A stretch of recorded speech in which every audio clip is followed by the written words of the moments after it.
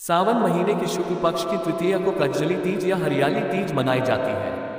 लेकिन तीज क्यों मनाई जाती है, प्रस्तुत है संक्षिप्त जानकारी। इसे सबसे पहले गिरिराज हिमालय की पुत्री पार्वती ने किया था, जिसके फलस्वरूप भगवान शंकर उन्हें पति के रूप में प्राप्त हुए। कुंवारी लड़कियां भी मनोवांछित वर की प्राप्ति के लिए इस दिन व्रत रखकर माता पार्वती की पूजा करती हैं। हरियाली तीज के दिन भगवान शिव ने देवी पार्वती को पत्नी के रूप में स्वीकार करने का वरदान दिया। पार्वती के कहने पर शिव जी ने आशीर्वाद दिया कि जो भी कुंवारी कन्या इस व्रत को रखेगी उसके विवाह में आने वाली बाधाएं दूर होंगी। हरियाली तीज पूजा विधि। निर्जला व्रत और भगवान शिव और माता पार्वती जी की विधि पूर्वक पूजा करने का विधान है। इस दिन व्रत के साथ साथ शाम को व्रत की कथा सुनी जाती है। माता पार्वती जी का व्रत पूजन करने से धन, विवाह, संतानादि भौतिक सुखों में वृद्धि होती है।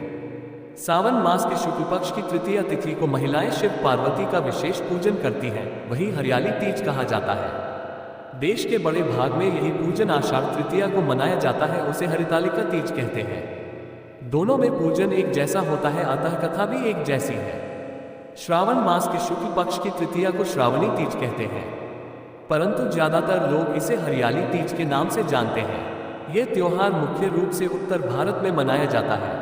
इस दिन स्त्रियां माता पार्वती जी और भगवान शिव जी की पूजा करती हैं।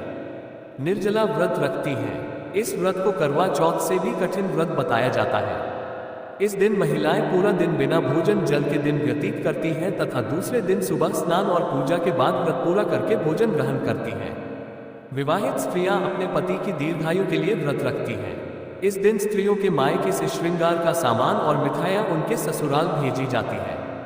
हरियाली तीज के दिन महिलाएं सुबह घर के काम और स्नान करने के बाद 16 श्रृंगार करके निर्जला व्रत रखती हैं।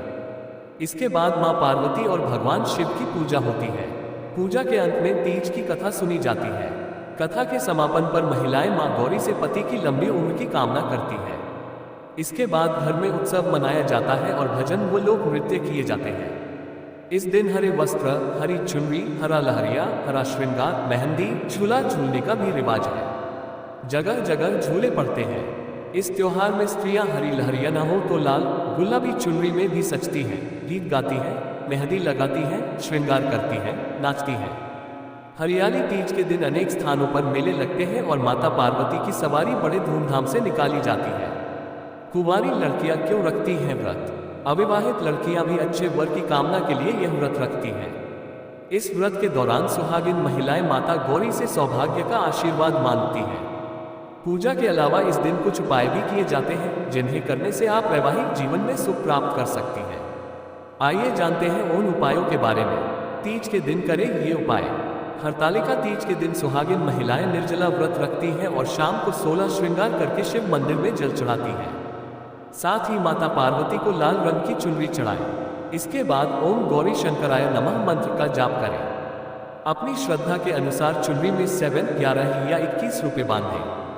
पूजा पूरी करने के बाद चुनरी में बंधे पैसों को अपने पास रख लें। मान्यता है कि इससे दाम्पत्य जीवन में खुशहाली आती है। पूजा के बाद जरूर करें काम। हरतालिका तीज व्रत के दिन भगवान शिव और माता पार्वती की पूजा करें।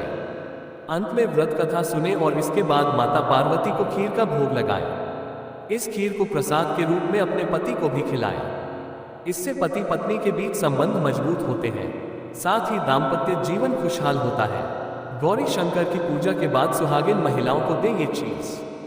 हरतालिका तीज के दिन पूजा पूरी करने के बाद 5 बुजुर्ग सुहागिन महिलाओं को साड़ी और बिछिया दान करें। साथ ही उनसे सौभाग्यवती होने का आशीर्वाद लें। इससे दाम्पत्य जीवन में खुशहाली बनी रहती है। हरतालिका तीज व्रत पूजा विधि।